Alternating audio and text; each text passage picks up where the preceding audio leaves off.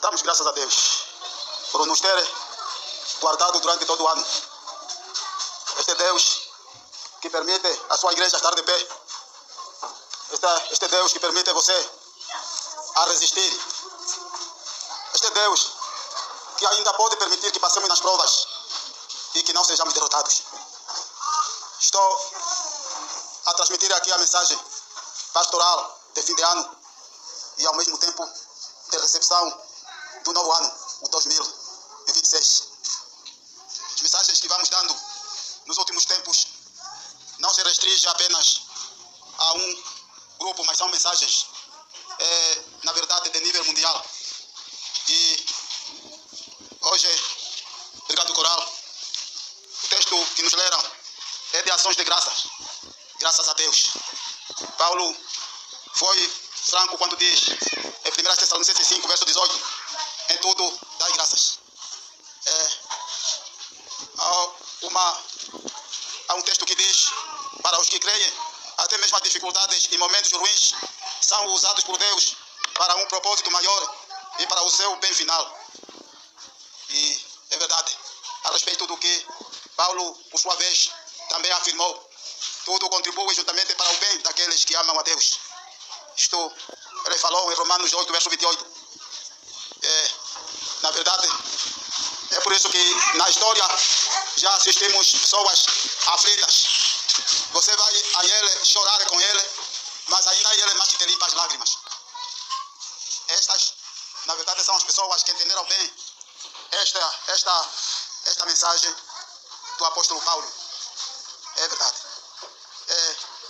E este Deus que nos ama tanto, na verdade, é aquele Deus que já na história e na nossa vida costuma destruir os nossos inimigos.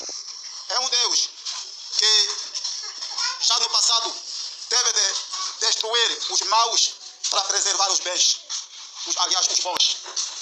E se hoje nós estamos em vida, não sabemos os momentos em que Deus tinha que destruir por nós os nossos maldosos para que permanecêssemos vivos até aqui. Por isso damos graças a Deus. E não bastando somente dar graças a Deus, mas pensar no que temos de fazer também por eles. Por ele, diria. Alguém podia criticar Deus. Por que um Deus amoroso também chega ao ponto de matar, de destruir? Teria poupado estes, ao invés de destruí-los. E há quem vai dizendo, Deus até aí também está contra a lei, não é, dos direitos humanos. Ora bem, também temos uma explicação a este respeito.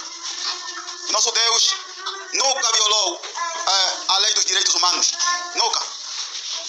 As pessoas que na história já foram destruídas por ele foram aquelas pessoas que na avaliação dele foram achadas como sendo não mais pessoas, mas como se fossem animais. Pessoas desumanizadas. Na avaliação de Deus, os desumanizados não podem mais existir. Vou explicar. O que é isto? Por definição, a desumanização é a negação da humanidade de outro. Não é? Olha para o outro e vê, este não é pessoa, não é humano, é animal. É a visão, não é, de tratar os outros, as outras pessoas, como se elas não possuíssem as capacidades mentais, não é, que são comumente atribuídas aos seres humanos. Eu posso desumanizar o outro, tratar-lhe do jeito que eu quero.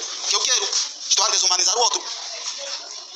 Só que existem dois tipos de desumanização. A desumanização imposta, aquela que os outros nos atribuem, e a desumanização que nós mesmos assumimos.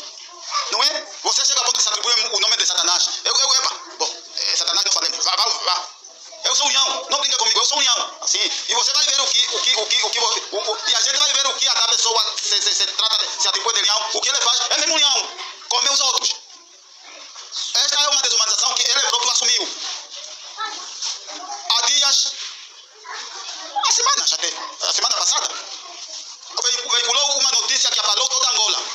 Todo mundo aqui se destituídos também acompanharam. O que trataram com a menina Belma. É uma desumanização que alguém assumiu consigo mesmo. E na avaliação de Deus, os desumanizados não podem mais existir. De preferência serem extintos para poupar os bons. A corrupção do gênero humano, quando Deus viu demais assolar o planeta, destruiu os próprios promotores, os próprios perpetradores. Estou a falar da história dos antediluvianos. Foram destruídos. Porque desumanizaram-se. Viraram desumanos. Que dizer dos sodomitas e gomorritas? A história é a mesma. Foram destruídos. Hoje, o mundo está a viver em segurança. Se calhar, graças porque aqueles que se desumanizaram, muitos deles foram destruídos. Já não existem na Terra. Mas também não é verdade. Porque podemos ainda dar conta de alguns indícios de que ainda os desumanizados que a gente já pensava que foram destruídos já não existem mais, estão ressurgindo.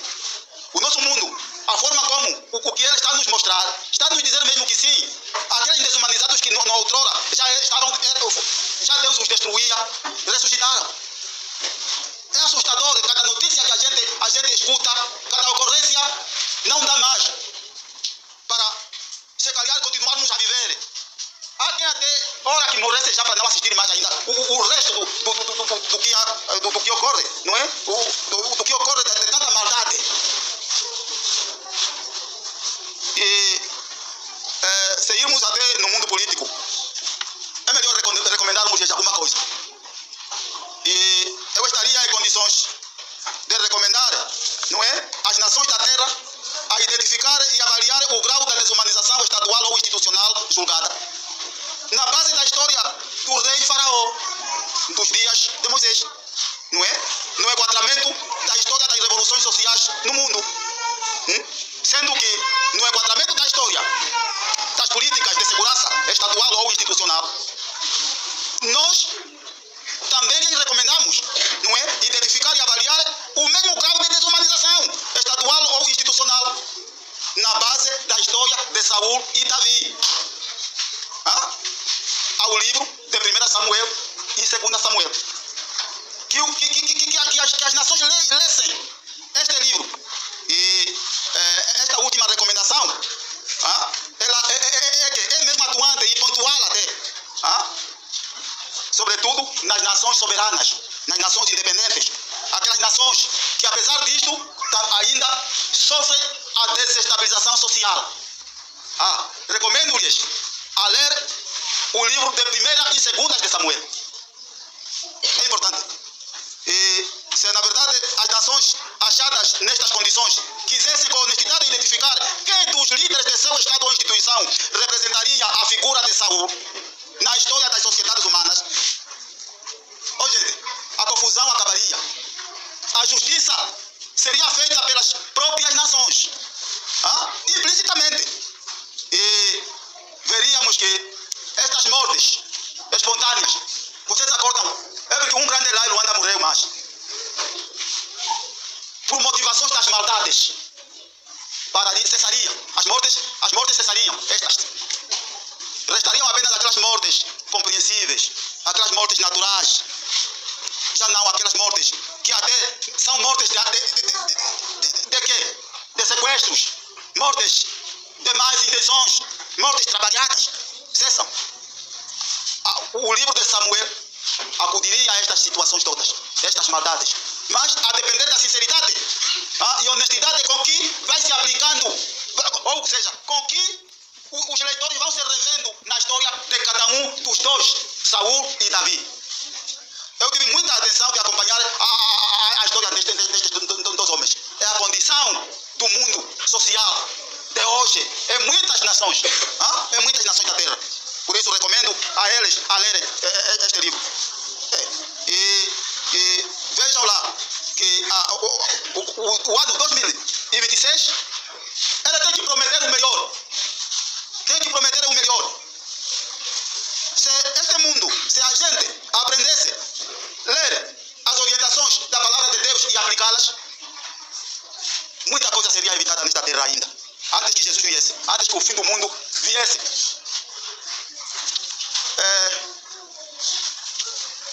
É interessante que até no mundo científico também a desumanização ficou notória. Sim, ficou notória, ficou conotada. Na história da nossa Angola mesmo, que essa se transmitiu para toda a África ou mesmo para o mundo. Já houve um ensinamento que nos dizia que o homem veio do macaco. Isto é desumanização. Estes que também passaram a ensinar isto, claro que assumiram por si mesmo o estado da desumanização. Quiseram desumanizar, não é, a gente, as pessoas, a ponto de eles assemelharem a um macaco. É um extremo. É um extremo. É um extremo. E nós temos a história bíblica mostra a espécie de gente que já foi extinta na terra por causa de assumirem a desumanização. Para além daqueles que já citamos atrás.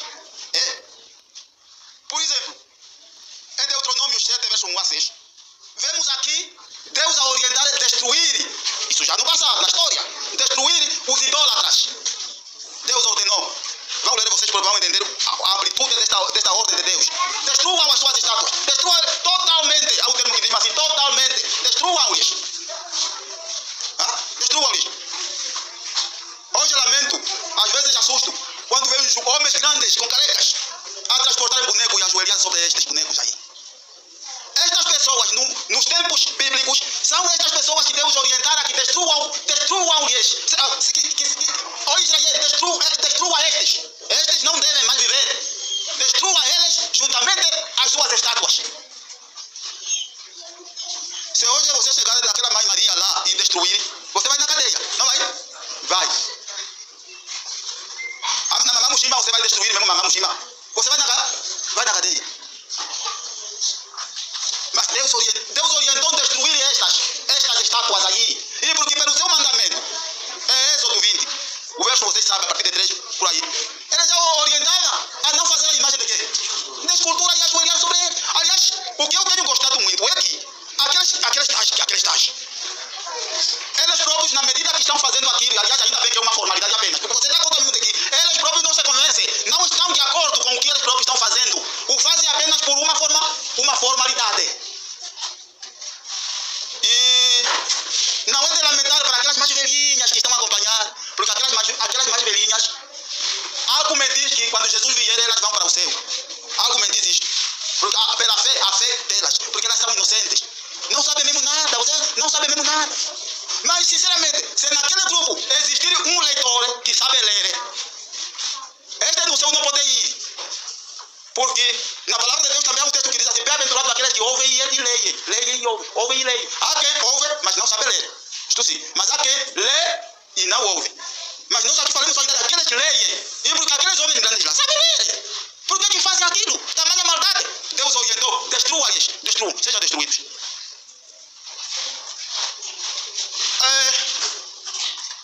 É tudo dar graças. E nós temos motivo de dar graças a Deus. Porque reconhecemos que somos gente da luz, não das trevas. De onde o Senhor nos livrou é muito distante. Até que chegamos a ponto de assumirmos falar também a mesma verdade para os outros. Acabamos de comemorar o Natal há dias. Pastor, vocês adventistas também comemoraram o Natal? Isto também não é idolatria? Há críticas sobre a volta disto. Mas a própria história da origem do Natal vai nos dar razão como adventistas por que também nós partilhamos nas festividades do Natal. O Natal tem origem na veneração do sol. O sol era venerado no passado pelos gentios. Era uma questão de idolatria. Contra o mandamento de Deus que dizia: não adore os astros. Destacando até o sol. Deuteronômio 4, verso 19. Mas eles faziam aquilo. Quando os momentos do evangelho chegaram, o que se fez? Para conseguir lhes evangelizar, foi preciso abrir a Bíblia. Ao texto de Malaquias 4, verso 2, encontrou-se ali a como o sol da justiça. Foi preciso pregar para eles de que, olha, vocês estão adorando o sol. Sim, estamos adorando o sol. Ainda mais que era no dia 25, pela história, de dezembro, é que cientificamente o sol brilhava mais. A ciência chama aquilo de sol invicto. Era o momento de solstício, chama solstício. O sol brilhava mais a 25 de dezembro. Ah, vocês estão adorando o sol? Sim, estamos adorando o sol. Olha, está bem. Nós também adoramos o sol. Só que hoje vamos vos mostrar o nosso sol que nós adoramos. E abriram Malaquias 4, verso 2, que invoca Jesus como o sol da justiça. Então, o 25 de dezembro, enquanto os pagãos veneravam o sol físico, os cristãos veneravam o sol da justiça, que é Jesus. Quando o sol da justiça, que é Jesus, alguma vez visto que também nasceu, o próprio Jesus nasceu, então deu para fazer a ligação do nascer do sol da justiça como sendo o nascer do próprio Jesus em Belém. E aos poucos os pagãos vieram a entrar na linha, até que abandonaram agora a própria veneração do sol físico, ao dia 25, para venerar agora o nascimento do sol da justiça, que é Jesus. Contrariar esta verdade não dá. Então nós como cristãos tínhamos que corresponder com este evangelho, porque ele é verdadeiro. Jesus nasceu, não no dia 25 de dezembro, não. Mas a ciência, ao comprovar que esse dia, solstício, que é na referência do sol brilhante, era venerado no paganismo, então nós nele podemos pregar a mensagem do nascimento do verdadeiro sol que salva, que é Jesus. Por isso é que no Natal, os adventistas do sétimo dia pregam melhor a maneira como Jesus, na verdade, nasceu.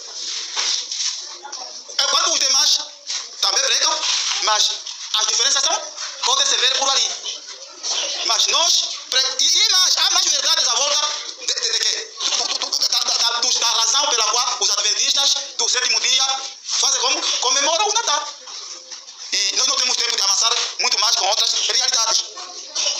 Nós não temos tanto tempo assim para avançar com outras realidades. Mas, pelo menos, as pessoas que andavam ou têm andado a achar que os adventistas também corroboram, não é? Também atuam com aqueles, não é? Com o paganismo, digamos assim, com aqueles que veneram as estátuas e tudo mais.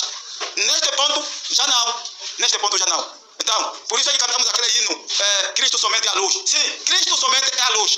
Este sol ali, quando Jesus vier, já não vai existir, mas Jesus vai permanecer para todo sempre como o sol da justiça, a luz que brilhará para sempre. Jesus é a luz que desde o dia que nasceu, ainda bem que Deus o vedou, porque se o revelasse, se calhar as pessoas iriam trocar o sábado, a adoração do sábado, por aquele dia. Enquanto que o sábado, este é introcável. Ninguém pode trocar. Aliás, foi grande curiosidade quando alguém tentou trocar o sábado pelo domingo. E há de pagar muito caro por isso. Há de pagar muito caro.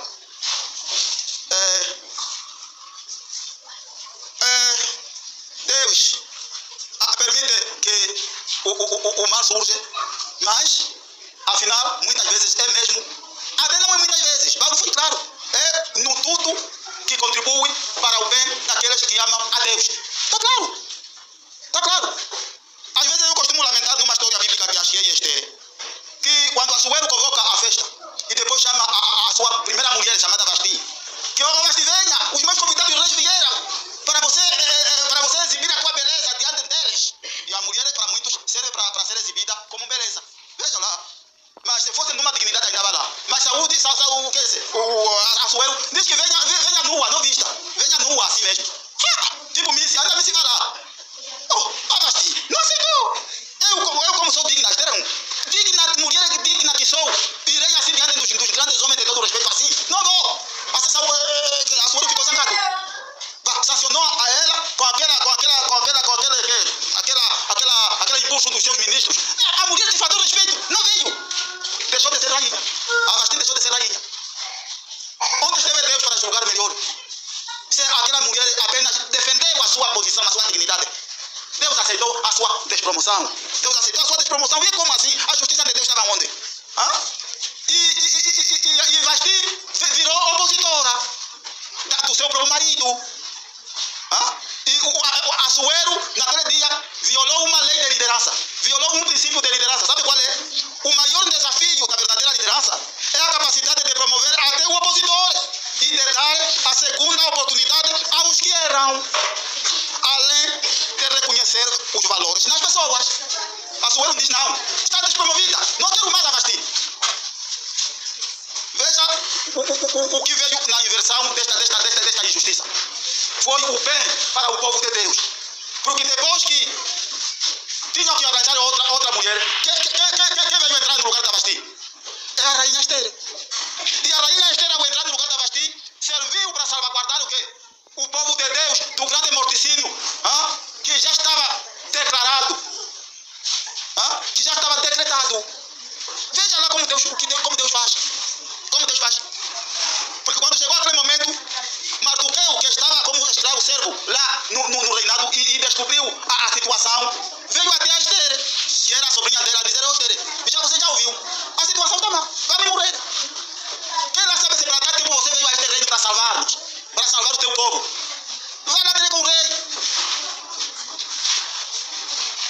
É preciso, cada um de nós, reconhecer até que ponto você está sendo usado por Deus. Já naqueles dias, Esther precisava de se convencer de que veio para aquele reino para ser usado por Deus. Há situações em que, quando num determinado lugar estiver alguém a dominar, a governar, a mandar, a dirigir, a liderar, você não passa. Você não atinge os seus objetivos. Mesmo que tivesses dons, tivesses virtudes, tivesses valores, tivesses algo a fazer de um bem social ou mesmo religioso, mas olhando para quem está no tal lugar, você espreita: não é hoje. Não é hoje que eu atingirei o que pretendo. Não é hoje. Porque você vai ver quem está lá. Está mal. Está circuito fechado. Mas Deus provê momentos em que agora vai se dar conta de que, quem está lá? Este aqui. Não, já vou passar. Este aqui já vou passar. E você próprio que está colocado mesmo lá, você convence mesmo de que sim, eu fui colocado aqui para viabilizar aquele processo que veio sendo enterrado há muito tempo. Você tem que se convencer de que você chegou aí como um salvador. E porque se calhar, antes de você ter chegado lá, você já tinha esse programa de que aqui Medeira, esses impasses que estão acontecendo por ali, se fosse na minha vez, viabilizaria o processo. Agora chegou a tua vez, viabiliza então. É grande desafio este. E é este desafio que Esther tinha que fazer como? Tinha que romper esse desafio. Gente, a história bíblica bem acompanhada tem muitas experiências que edificam o nosso ser, que nos levam a conhecer melhor o nosso Deus, da maneira como Ele lida com aqueles que lhe amam. É verdade. Veja ainda essa história aqui.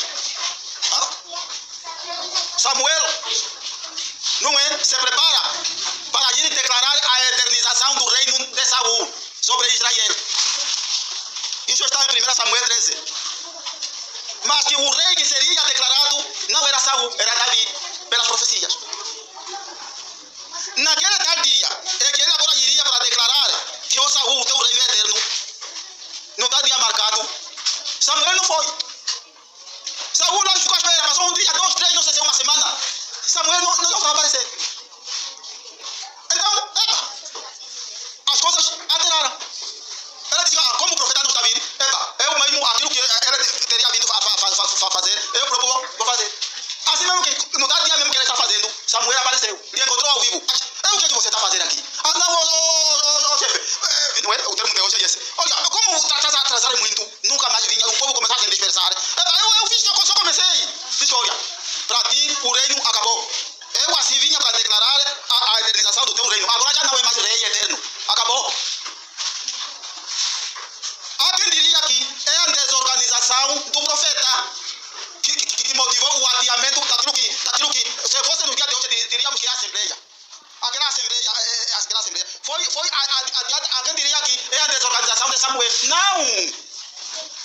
Samuel, se viesse naquele dia programado, ele cometeria um grande erro.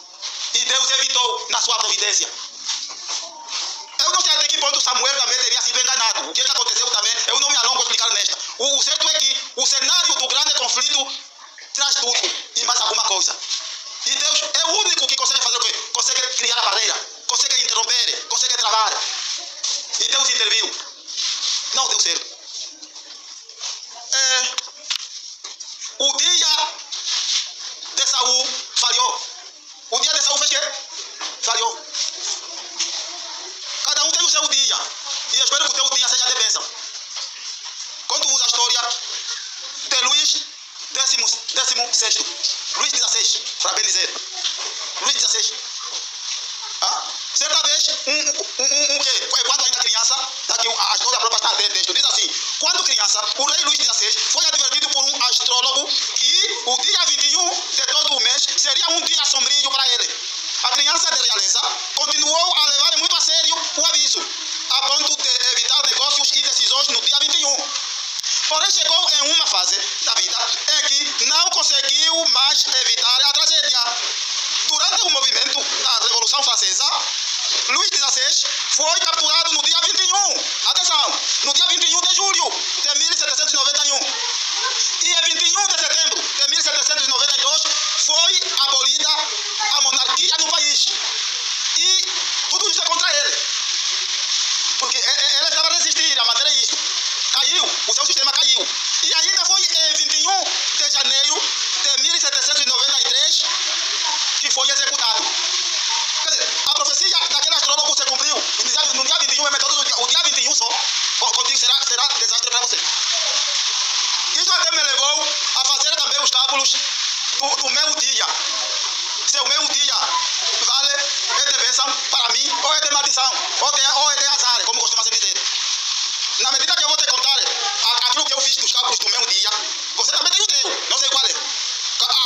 Alguém escolheu o dia do nascimento dele como seu dia central. Alguém escolheu o dia do seu casamento como dia central. Alguém escolheu o dia não sei de quê como seu dia central. Na vida é assim. Eu escolhi o dia do meu nascimento de acordo com aquilo que eu vinha acompanhando do que vinha sucedendo com este dia. E hoje eu vou vos explicar. Quando você ir lá em casa também, faça agora a sua conjectura. O teu dia já te ofereceu o que na história? Escuta o que o meu dia me ofereceu. Eu nasci no dia 23 de fevereiro. Já não falo do ano. Aqui o que conta ainda é o 23 só. Eu sou o 23. Eu sou o 23. Eu nasci no dia 23 de fevereiro. Escuta bem a cronologia do que o meu dia me conferiu. Do que o meu dia me conferiu. Depois você no filme vai dizer, o pastor é azarado. Né? Sim, no filme vai dizer tudo. O pastor é azarado até aí. Ou o pastor é quê? Ou é quê? Abençoado. No dia 23 de fevereiro, foi o dia do meu nascimento.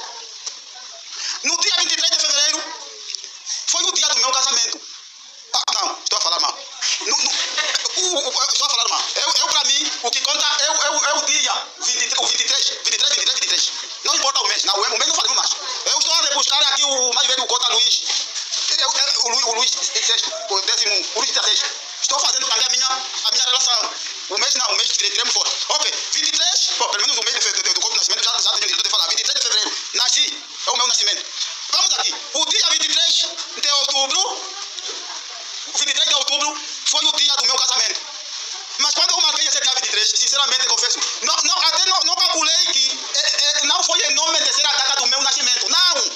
Porque se a visão fosse essa, então automaticamente eu iria falar o mês, eu iria colocar no fevereiro, porque eu nasci em fevereiro. É uma coincidência mesmo assim. 23 de fevereiro é quando eu casei. Aliás, 23 de outubro. 23 de outubro. 3, assistam na terceira agora já. Não? Acompanhe. 23 de outubro foi o dia em que Deus revelou uma verdade fundamental que sustenta a Igreja Adventista do Sétimo Dia, a verdade do santuário. Diga amém. Amém. Foi ou não foi? Foi. Dia 23 de outubro de 1844. Quando no dia 22 de outubro caiu num desapontamento, no dia seguinte, que é o dia 23 de outubro, a luz veio a dizer, Adventista, coragem. A luz está aqui. É o 23. Vamos. No dia 23 de outubro de 2024, eu, ao dormir, um sonho muito belo. Isso até dá para... Isso é engraçado, já? Isto é solene. Isto é solene. Eu pedi a Deus, hoje é como é o aniversário de mais um tempo de graça. Ó Senhor, o que é que me mostra? E o Senhor me mostrou uma narrativa muito bela. Muito bela. Mas o que mais me assustou é a forma como, a liderança, quando é negativa, é vista aos olhos de Deus. Cuidado, líderes. Cuidado, líderes. Foi doloroso quando vi Jesus a vir, mas eu ainda a exclamar com toda alegria, mas eu dizia, ainda bem que eu não sou líder. O que me motivou a pronunciar daquela forma em sonho assim? Será que ser líder ainda mais da igreja do último dia é um risco? Então, é uma chamada de atenção para a liderança, sobretudo deste tempo. Por isso é que, quando alguém é eleito como líder desta igreja neste tempo, você não faça mais festa. Já não é mais de festejar, até com orgias, não, afinal. É algo de temer. É algo de se preocupar. É algo... Até por isso que é algo até se possível fosse de negar. Porque pode ser um risco de perder a vida eterna. Quantos líderes mesmo na verdade vão perder a vida eterna? Porque quando lá assumiram também ao mesmo tempo o orgulho, a vaidade e tudo mais. É por ali. É por ali. E vê que Joel 2, verso 28, te autoriza a você sonhar também. Porque está escrito que nos últimos dias o Senhor vai revelar coisas aos seus servos. Aos seus servos. Foi na noite do dia, na madrugada do dia 23. Essa parte é a quarta linha, né? Já na quarta linha. Ainda e finalmente no dia 23 de fevereiro, que é do meu nascimento, já será este ano mesmo de 2026, que vai ocorrer a Assembleia da União Sudoeste de Angola, a Assembleia Eleitoral, a nossa Assembleia no AMO. Dia 23 de quê? De fevereiro. Ainda mais, bateu mesmo exatamente no dia do aniversário do meu quê? Do meu nascimento, 23 de fevereiro. Esse é 23 de fevereiro, você não brinque com ele. E veja, esta Assembleia teria sido realizada no dia 3 de dezembro. Que fez adiar? Depois de adiar, vocês ouviram, isto é público. Aqui não há propaganda nem nada, não é não. O Clementino não está maluco para falar hoje o que não convém. Não. Isso é público. Era para dia 23. Para dia 3 de dezembro. Foi adiado. Até Angola até estremeceu porque foi algo que nunca aconteceu na história da igreja do último dia em Angola. Nunca. Uma assembleia ser adiada, nunca. Foi adiada. Todo mundo assustou. Quando ia se dar por conta, eu vi no coisa, a mensagem diz que adiada e remarcada para o dia 23 de fevereiro. Eu disse amém. É o meu dia sempre. Sempre é o meu dia. Ô, gente. Então, somei mais um ponto. Somei mais um ponto. O 23. Eu preciso entender.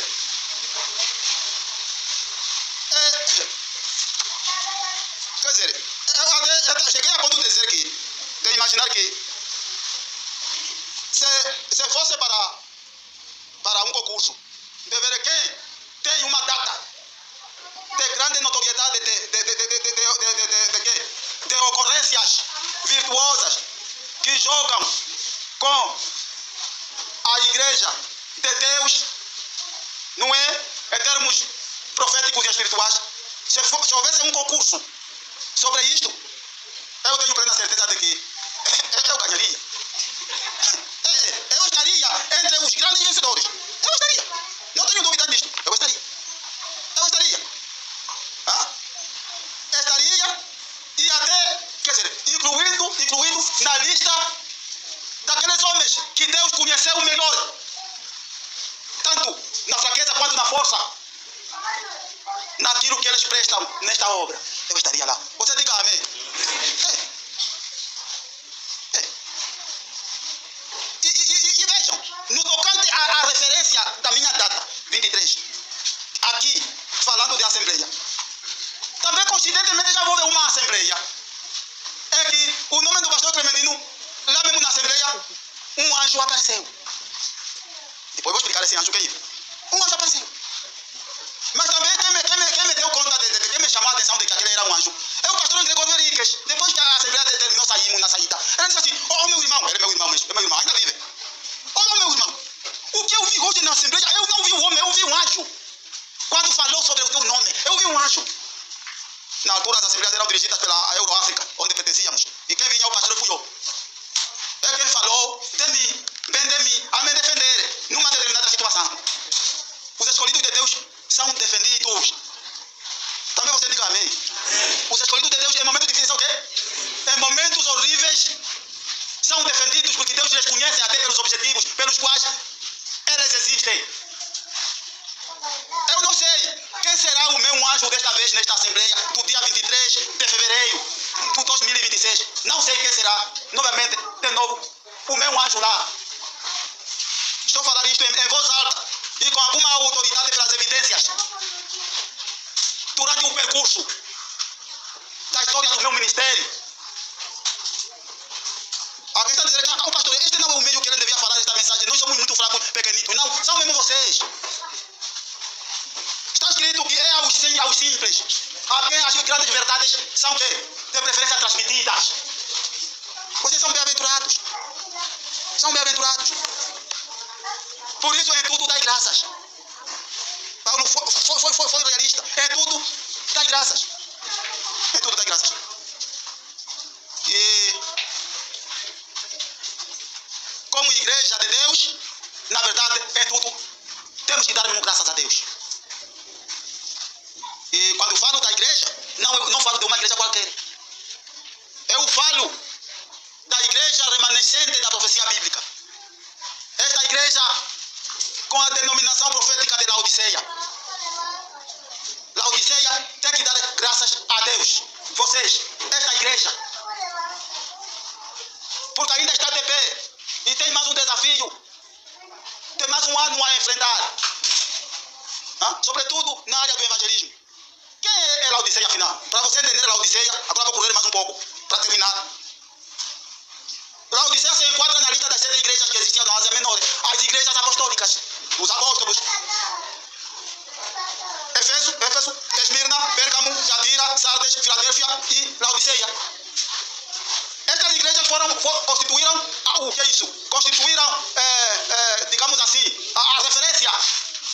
Cada uma destas igrejas constituiu a referência das características que esta igreja cristã vinha assumindo a cada etapa da sua história. Que etapas eram estas? Ou são estas? Eram, digamos assim, né? Ou são, continuam ainda, a ordem continua, mantém. Por isso é a igreja de Éfeso. As características representadas por esta igreja de Éfeso foram representadas nesta igreja cristã que dura até hoje, no século 100. Éfeso. Esmirna, do ano 100 a 313. O que é que houve no ano 100? Na igreja de Éfeso. A característica foi da igreja pura. A igreja dos apóstolos era a igreja que é pura, onde havia unanimidade. O que era do meu irmão também era meu. Não havia dissensões e tudo mais. A mensagem era pura. O sábado era livre. Não havia problema. Mas quando chega o momento do ano 100 a 313, representado pela igreja de Esmirna, a igreja começa já a decair. Começa a entrar já o que é isso, a deturpação do evangelho. E a perseguição já começa ali, dos apóstolos mesmo. Ali já entra. Neste período do ano 100 a 313. Agora, Pérgamo. Esta foi a característica de Pérgamo foi assumida por esta igreja do ano 4 ao século 6. Do século 4 ao século 6. Quando vocês costumam ouvir aqueles cavalo branco, cavalo vermelho, cavalo preto, cavalo amarelo, é a mesma coisa. No período de Éfeso foi o período atuante do cavalo branco. No período de Esmirna foi o período atuante do cavalo vermelho. No período de Pérgamo foi o período atuante do cavalo preto. Neste período aqui, a igreja ficou abalada pela introdução do imperador na igreja. Na altura era o Constantino, imperador de Roma. Visto que naquele tempo adoravam sempre ainda o sol no paganismo, e ele queria que os cristãos também adorassem o sol, ou seja, até não falemos do sol, falemos daquilo que correspondia à lei do próprio imperador. Digamos só assim, aquilo que correspondia à lei do próprio imperador, que todos tinham que guardar. E uma dessas leis obrigava a guardar o dia de domingo. Mas como alterar isto se os cristãos guardam o sábado? Lutou tanto, custou. Então, para eles conseguirem, então, ele usa a política. Alguém diz que a política é suja. É suja, não é verdade, afinal. Até aí. Porque ele se mentiu, então eu também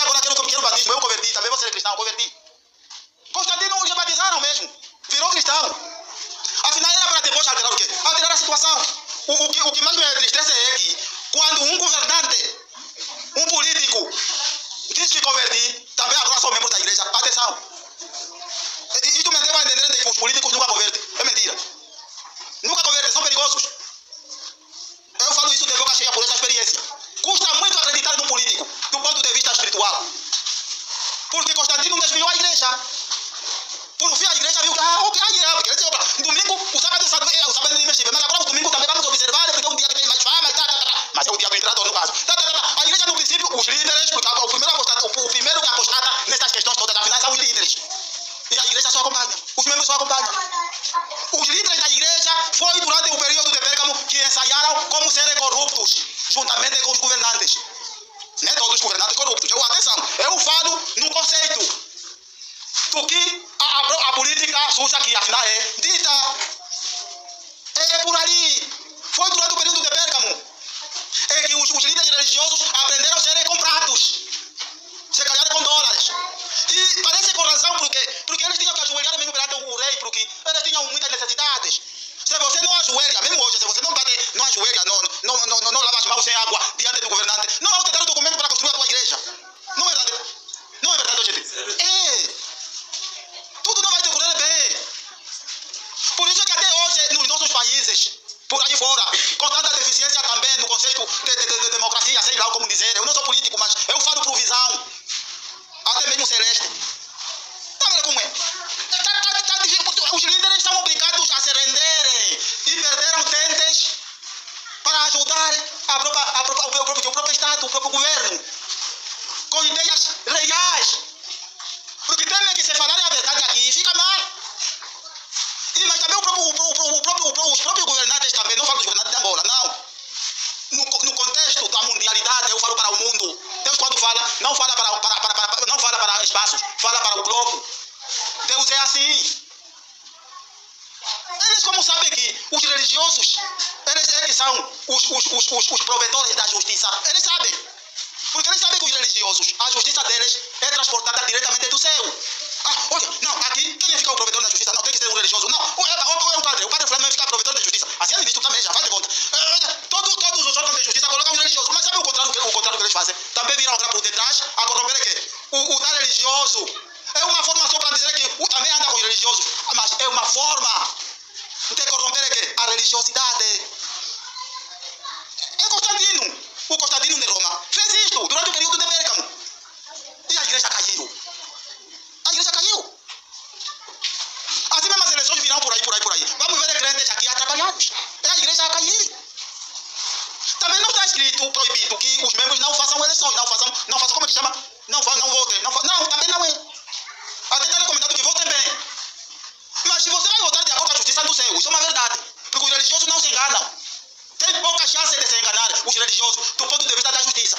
Mas quando você dá por conta, aquilo que você justamente quis conferir no teu voto eleitoral, sai tudo o contrário. Então não valeu a pena. É que é isto. É o modelo de Constantino. É o modelo de Constantino, o imperador. Laodiceia, esteja atento e desperte. E quando chega o tempo de Tiatira, agora já esse foi o tempo do domínio católico romano. Onde agora aquilo que se observava apenas no ritmo imperial, falando mesmo do próprio domingo até, mudado para o Constantino, no ano 321. Já no período de Tiatira, que vigorou do século VI a XV, no mínimo, no máximo foi até o século XVII. Este catolicismo foi durante esse período em que entrou o culto às imagens. A igreja caiu por completo. O culto à veneração a Maria e tudo mais, todas as estátuas possíveis foram feitas de imagens de pessoas que são chamadas de santos, tudo entrou durante este período. A igreja ali caiu. Mas com Sardes, a igreja já começou a ressuscitar, que vigora do século XVII a XVIII, o momento da reforma protestante. As verdades começam a ser recuperadas. Porque havia alguns ainda que fugiam com as verdades lá nas montanhas e tudo mais, guardando lá o sábado e tudo mais. Durante esse período as verdades começaram a vir. Lutero já entra na história. Quando chega o momento de Filadélfia, do século XVIII a XIX, isso já é dos anos 1800 a 1900, já é no nosso quadrante do tempo. É este período em que surge o espírito de profecia em Ponto Grande, através da irmã Helena White. Foi durante esse período em que começa, que se marcou o 1844, do início do juízo investigativo. Durante esse espaço de Filadélfia, é ali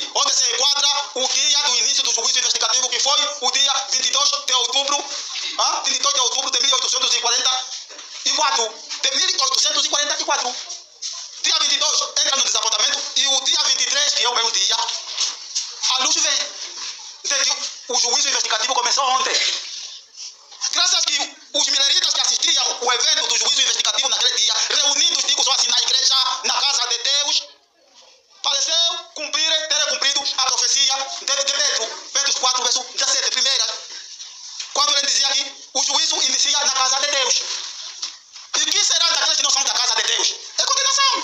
Mas nós que fomos da casa de Deus, essa igreja foi a única representada pelos mileritas naquele dia, dentro da casa de Deus, a serem purificados.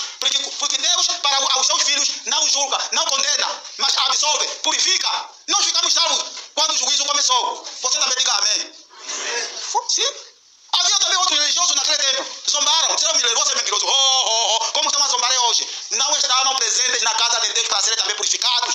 Por isso é que hoje a única igreja que tem a autoridade de falar sobre o juízo investigativo é a igreja adventista do sétimo dia, que esteve presente na sala, na casa de Deus e que foi purificada naquele dia. Diga mais outra vez amém. Amém. Daí progredimos para a última fase da contagem do tempo em que estamos vivendo na terra, conferindo o tempo da graça de Deus. Este livro eu escrevi no mesmo dia que, depois que tive aquela história da noite, do sono que me foi glorioso, no dia a seguir, eu tinha que pegar na lapiseira agora e escrever o livro. Está aqui. Com o título comemorando os 181 anos do tempo da graça de Deus na terra, que se cumpriram em 2025. Agora, estamos no fim. Ninguém nunca mais viria a dizer que olha, surgiu mais um outro período a percorrer. Não há mais. O último período está aqui, na Odisseia, do século XIX ao fim do mundo. Agora, com 181 anos do tempo da graça que já completamos em 2025. Isso é tempo muito. Não sabemos se o tal juízo iniciado, e ele inicia pela casa de Deus e pelos justos mortos. Os ímpios não. Os ímpios não sei que nós julgaremos quando iremos no céu. Isso está escrito. Não sabemos quando você já terminou para os tais justos mortos e que já passou para os vivos, nós que estamos vivos, ou como. Só que o Espírito Profecia diz que haverá surpresa e que as pessoas continuarão a construir grandes casas, os adventistas mesmo, construir prédios e tudo mais, sem saber que o tempo do juízo já fez como? Já terminou. Esta me assustou. Não temos nenhum tempo para vos mostrar a citação. Esta me assustou. Por isso é que eu, quando vejo esta igreja assim parecendo morna, só está assim, visita não adventista nenhuma. Batismo durante o trimestre, zero. Quando eu assisto este cenário, eu costumo, às vezes eu fico tentado a dar razão de que, com razão, o tempo da graça já terminou. O Espírito Santo já foi ao céu. Porque quando o tempo da graça de fato terminar, e que o Espírito do Senhor, de Deus, se retira da terra para o céu, o Evangelho fez como? Acabou. E se declara aquilo que está em Apocalipse 21, se não me engano, não estou a ver saber, onde diz, quem é justo faça o quê? Faça justiça ainda. Quem é injusto, continua com a sua injustiça. Quem não sei o quê,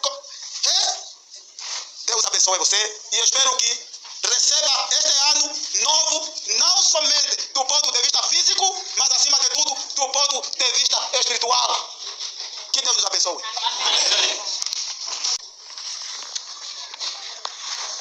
As pessoas lhes habituei a ser pontual, não é verdade?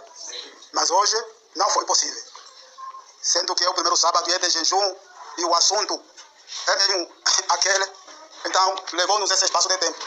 Ainda faltava mais, porque na data 23, no número 23, ainda faltava mais. Porque eu só fui ordenado depois de completar 23 anos. Por isso é que aqueles que sempre às vezes diziam que o pastor que mentiu no final, é como os outros irmãos ali, afinal como era algo providenciado. Tinha que bater o 23. Eu costumo admirar, essa analogia me faz admirar. Depois de bater os 23 anos, agora me consagram. Hoje saí nas dúvidas. Então, aqueles que andam robocados nas providências do céu, esses são bem-aventurados. E devem ser percebidos e orar por eles, para não caírem, porque eles merecem ganhar o céu. Não é assim?